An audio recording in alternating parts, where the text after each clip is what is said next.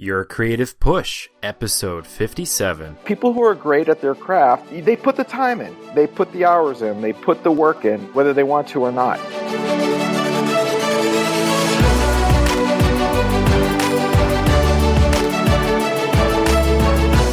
Welcome to Your Creative Push, the podcast that pushes you to pursue your creative passions. I'm your host, Youngmin Brown, and my guest today is Michael Vash. Michael makes his living by drawing funny cartoons, irreverent greeting cards to be more precise. Vash Designs officially began its foray into the greeting card business at the 2002 National Stationery Show in New York. Michael has found his niche in the mature humor market, servicing a retail demographic that is looking for something different, opposed to the saccharine sweet Hallmark Card. Michael, thank you so much for coming on the show today. I was wondering if you could tell me what I missed in that intro and maybe give us a peek into your personal life. I think you got it covered there. I just came from an illustration background and ended up through a lot of zigs and zags in my journey and having my own business doing greeting cards. And but no, you got it covered there.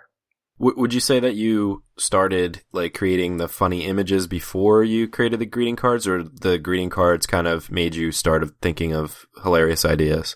Yeah, no, I never wanted to do greeting cards per se. I would just draw things that I thought were funny and kind of just kept a notebook of cartoons. And when I got laid off during the .com.bomb days in San Francisco, I started like revisiting these cartoons and thinking, I don't know, is there a way to make any money doing this? Because I kind of like, it's fun. I get a laugh and people seem to laugh.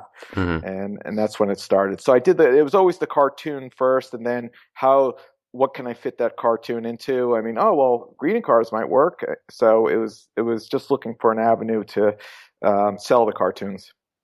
That's cool. And definitely for anybody listening, definitely go and check them out. They will make you laugh. And I think this is the way I'm going to do all of my greeting card shopping from now on, because no, seriously, like they're hilarious. Well, I mean, except for like cards for my mom, maybe, but I mean, dog with cones and Tin Man yoga, and then Jesus didn't save.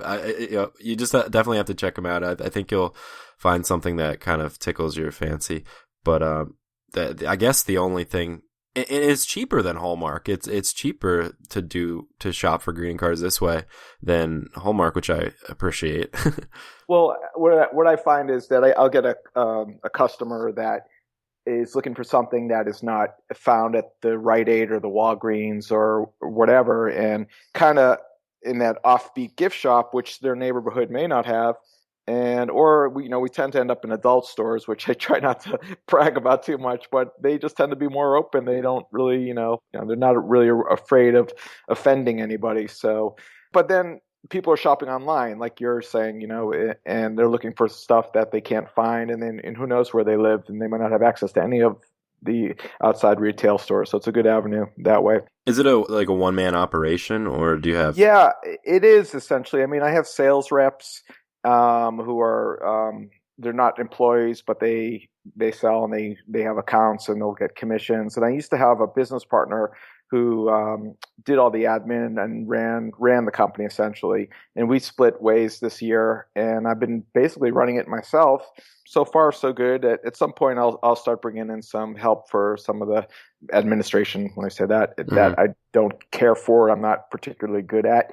But it's good to know that side of the business, whether you want to do it or not, and this at the end of the day, it's it's my name and my brand that's out there. So you kind of want to know what it's costing to produce your stuff and the whole thing. It's it's a business. Absolutely. Well, props to you for doing it yourself. I know this podcast is a one-man show, and I know that all the behind-the-scenes things that, people might not think of, they start to really pile up, and it's a lot to take on, so props to you.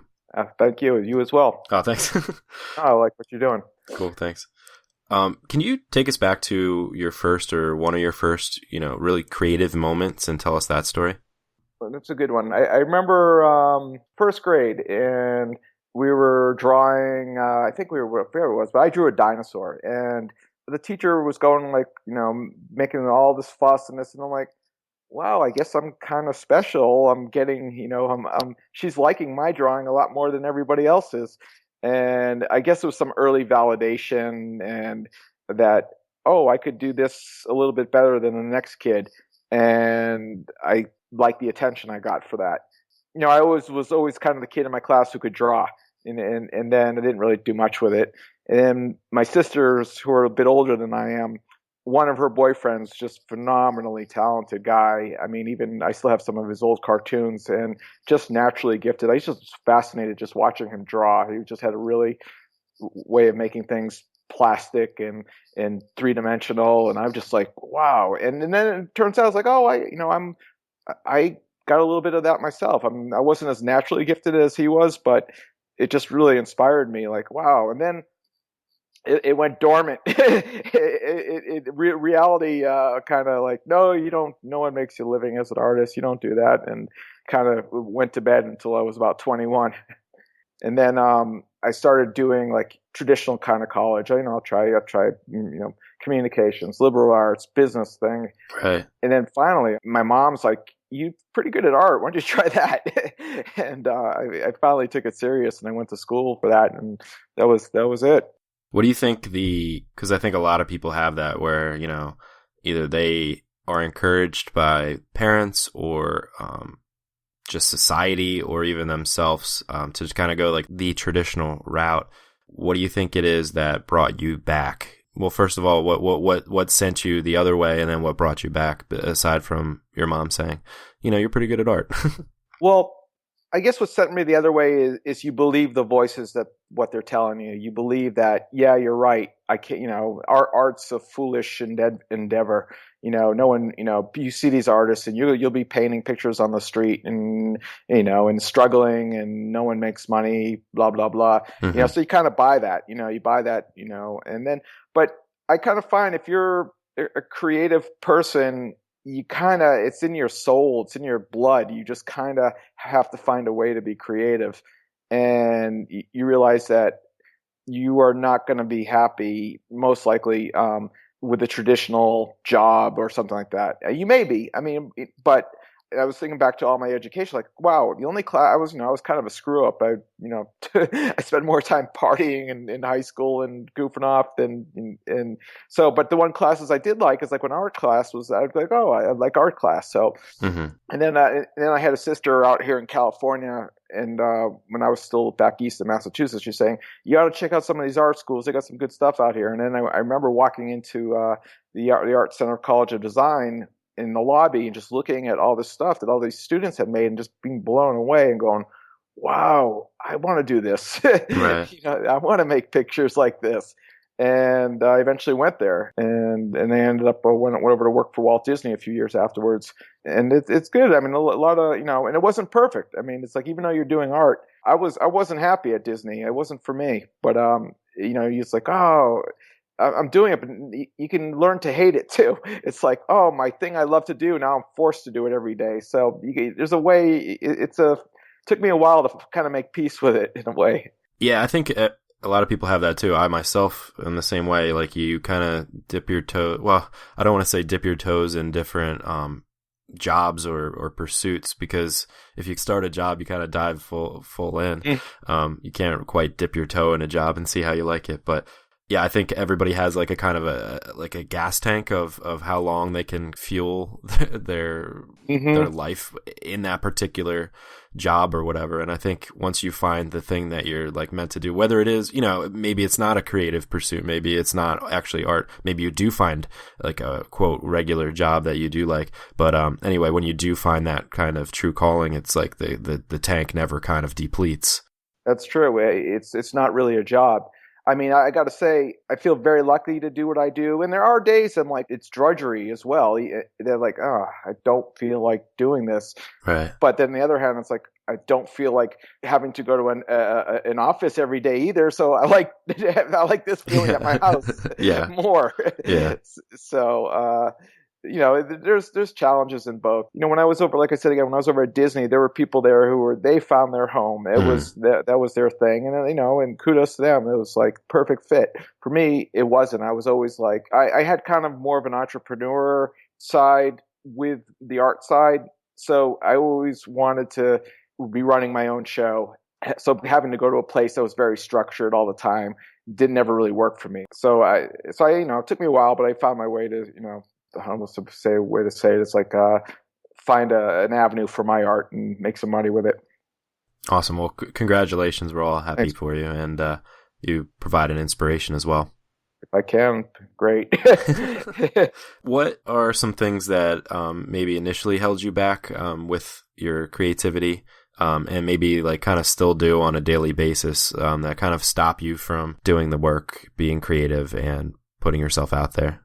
I would say it's probably laziness, and because at the end of the day, even though you're doing something you love, the doing nothing is easier. Yeah, yep. I feel you. Yeah, it's like it's laziness, especially when there's nothing. For me, the hard time is sometimes I need to create work when there's no real deadline. By creating work builds my line, and that's my money.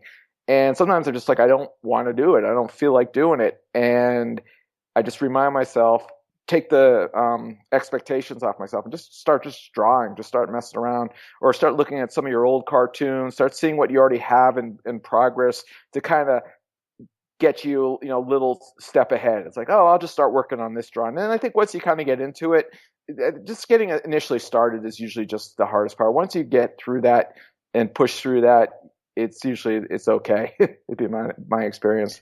And what's your best advice for, actually sitting down and getting started with it when you're not feeling like it, when you're feeling lazy? Because I get that too. Well, like I said, I mean, sometimes you have to because you've committed yourself to something that you said you would get done at a certain time. So, a little fire under your butt that way is good. If you don't have to do anything, but you want to build your business still, I find that I will do like a lot of the stuff I hate, like the administration work and collecting bills and this and that, as I really don't like it. And then by the time I've done about 2 hours of that stuff, I really want to go draw. Mm-hmm. And so it's a nice diversion. So if my brain isn't right away, I'll find something else to do towards the business. At least make some progress in other areas, work on my website, fix the catalog, do something, marketing, send out a MailChimp or whatever, constant contact kind of thing. So if I can't get it going creatively, I'll try to do something.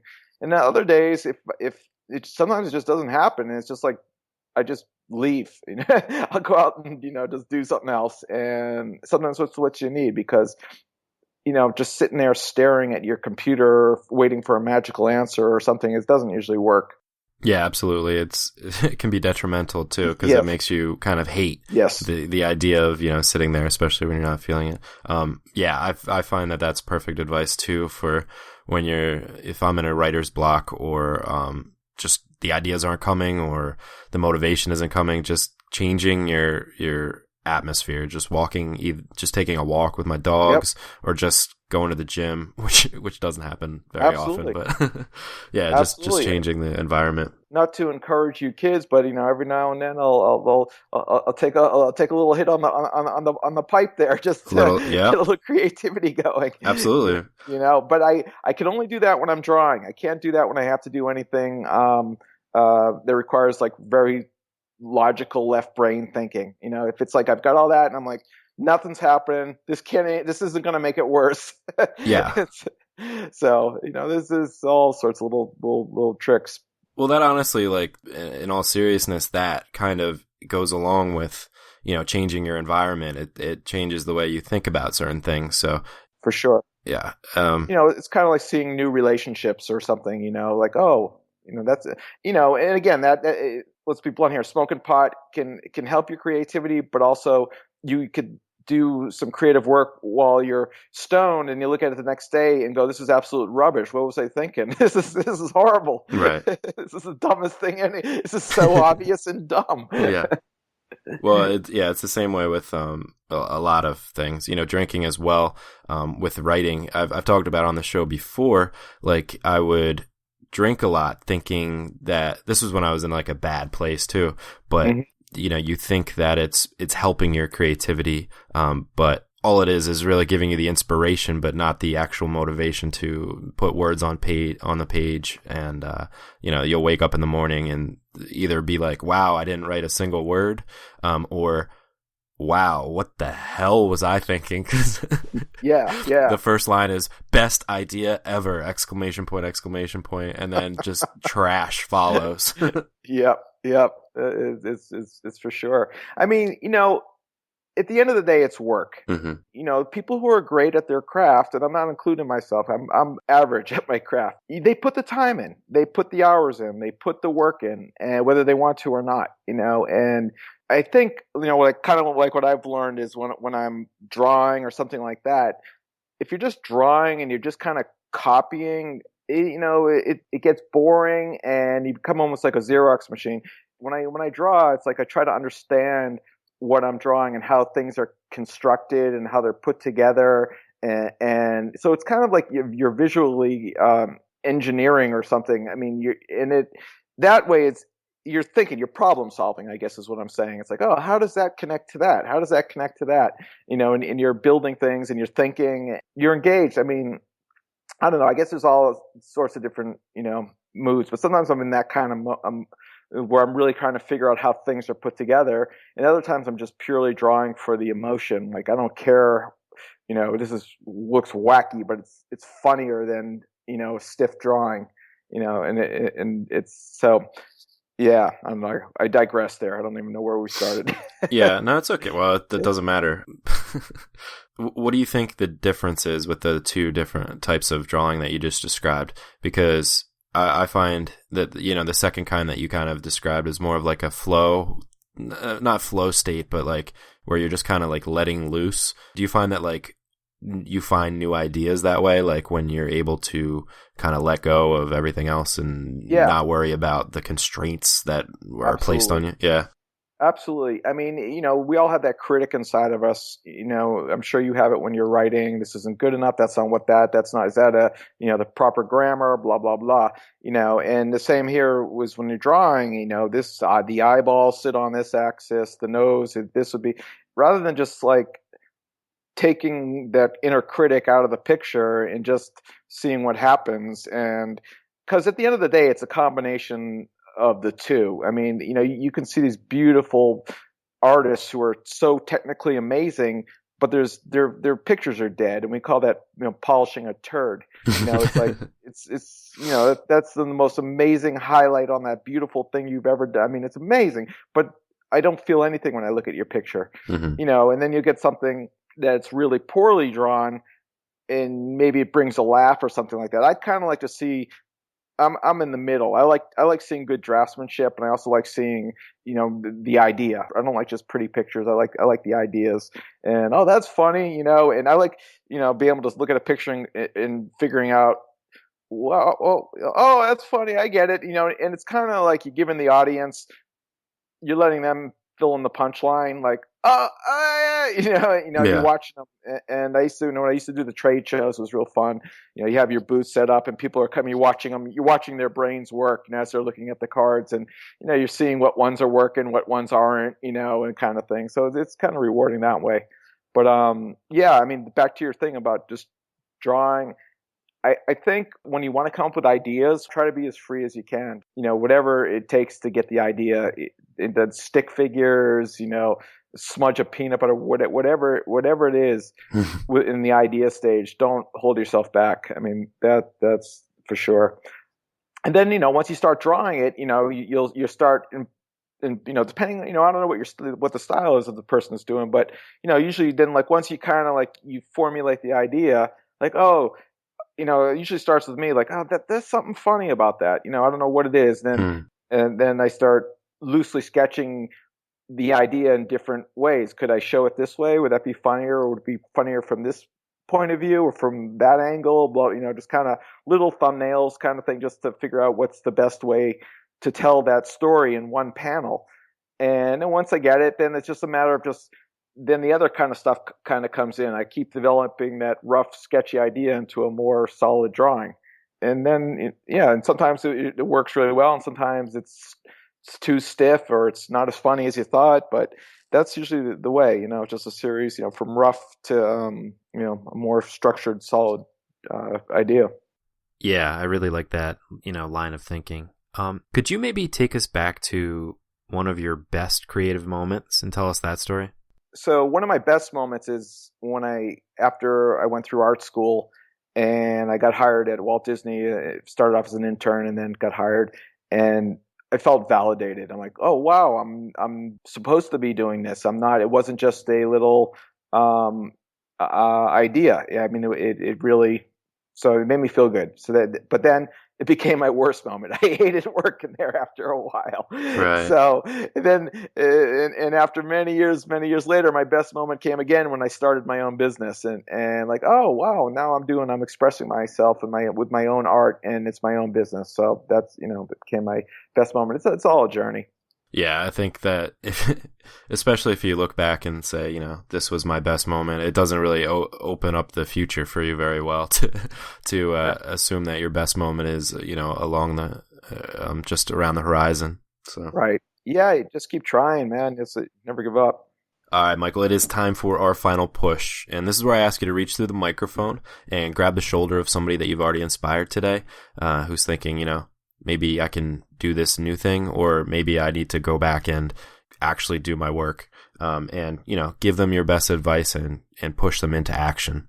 Okay. So if you find that your creativity is your calling, you're going to find a way to do it, and, find people who are doing what you could see yourself doing and talk to them, get all the information, get just like what Youngman's doing to me, and ask them all their kind of things, and learn the fundamentals so you can do that. And don't give up. Just don't give up. Be persistent. Persistence is better than talent. I mean, you just keep, if you want it, just keep pushing at it, and you'll know. So don't give up. Don't give up and keep plugging away. I love it. Yep. Michael, thank you so much for being on the show today and for giving us that push. My pleasure. Thank you for having me. Of course. And you can find Michael on his website, which is vashdesigns.com. That's VASH designs.com. On Facebook, he is Vash Designs. And on Instagram, you can find him at Michael Vash. Thank you, Youngman. All right, man. Thank you again. All right. Bye-bye. Huge thank you to Michael for coming on the show. I love this podcast. It's so nice to have a platform where I can reach out to artists and be like, hey, come on the show and talk to me. But also a platform for people to reach out to me and be like, I have something to say. I think that I can help people in their creative pursuits. So it's a really cool form of communication that allows me to talk to so many different people, and I love it. And Michael was kind enough to send me a kind of a gift bag of a bunch of different greeting cards. So I'm super stoked to be able to send them out. I'm already planning which people I'm going to send them to. They're like gold, so I can't wait to buy some more and kind of permanently use this as the way that I buy greeting cards. They fall way more in line with my sense of humor as opposed to the cards that you find at the convenience store. Anytime I look for a funny card at the convenience store, they're just so boring and not really that funny, in my opinion. And I end up always just getting people some random card, like getting my dad a card for a 3-year-old girl that has Disney princesses on it, and having to kind of create my own humor in that way. So definitely go to vashdesigns.com to check out his work. Even if you don't want to buy the work, you will definitely get a laugh out of it. So definitely check that out. And I just wanted to touch on one of the things that Michael mentioned that I really want to remind you about is how effective it has worked for me is getting that busy work done first before you do the creative work. If you do have like a business, or even if it's something involved with the setup of your art, if you have to set up the studio, or if you have prep work involved with whatever you're doing, just any kind of task that comes to your mind when you think of the things that you hate doing involved with your art. Don't let those kinds of things hold you back from the actual creation. Get them done and over with so that, you have this sense of relief and a sense of clear-headedness as you go into your creative pursuit, so you can be alone with your art, because that's the way it should be. I'd like to give a few iTunes ratings and review shout-outs for people who left the podcast a 5-star rating and review on iTunes, because it's been a few days and I am a little bit behind, and I want to make sure that I get to everybody. Urea said, Youngman is a straight shooter, and you get that vibe in the way he guides the conversation. He also shares his real talk while he chats with the guests. Dope stuff. Thank you. The Beard said, Youngman Brown's friendly conversational interviewing style really allows his guests to open up as they share insights into their creativity. It is sure to give all listeners that push to create. Fantastic. Thanks for the push. Live Healthy 376 said, inspiring. Nate Barrett said, YCP is the catalyst to transform the mundane into the incredible. TrueFan19 said, great information on how to become more creative and harness that creative side of yours. And Angel R said, every once in a while I get drained and lose all inspiration for creative work. This show is like the adrenaline shot of hope. Hear it and absorb it. It'll help you get your creative juices flowing again.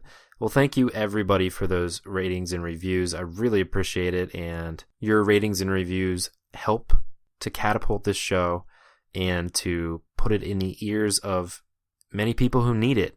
New people are finding the show every day. It's continuing to grow, and that's because of you. It's because of you sharing these kind words and supporting the show in that way, and also by sharing it with your friends and somebody that you think could use a push. If a particular episode really motivates you to get your work done, or the podcast in general does, I would really appreciate it if you did share it and let your friends know, whether it's a Facebook post or, just messaging that one particular person that comes to mind whenever you think of somebody who has a creative side but isn't really utilizing it. We all need that push, myself included, and you can give that push, whether it's by sharing this podcast with them or it's just giving them, words of encouragement to say, hey, I struggle with this too, and you really should be doing your work for yourself. We all need that support system, and, some people don't have it in their real life, and that's why podcasts are so great, because it's like you can kind of find a community of people when you don't have that in your daily life.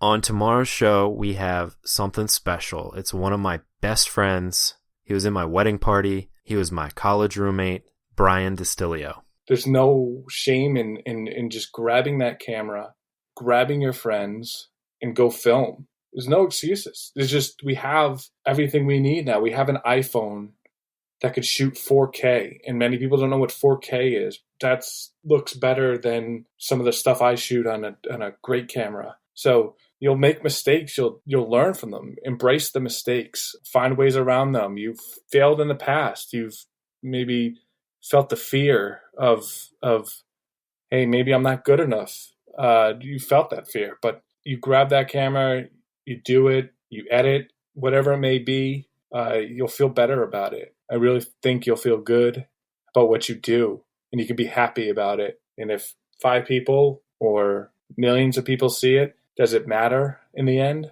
It just matters to you. Brian works for ESPN Films. He works on the 30 for 30s, if you've ever seen them, and he is the co-producer of Believeland, which is a new 30 for 30, which is premiering in a couple of weeks. I am actually heading to Cleveland tomorrow for the premiere of Believeland. Brian invited me as a guest, and my wife and I are hitting the road and heading up there to Cleveland, where we've never actually been. And we're really looking forward to that trip, as well as the premiere of Brian's film. But Brian comes on the show to share his thoughts on creativity, some of the things that hold him back as a creative person. And it was a lot of fun because he's provided a lot of inspiration to me, just in the way that he really went for it when we graduated and didn't take no for an answer. He wanted to be able to get a job in filmmaking, and he did it. And now he's a 2-time Emmy Award-winning documentary filmmaker. And he's one of the best guys that I know. So it's a really special episode for me, and I hope that it will give you a push to create. But hopefully today you were pushed to get your work done. So go and get it done. And we'll be here for you tomorrow if you need that push again. Have a great and a productive day, and I will see you tomorrow. Bye.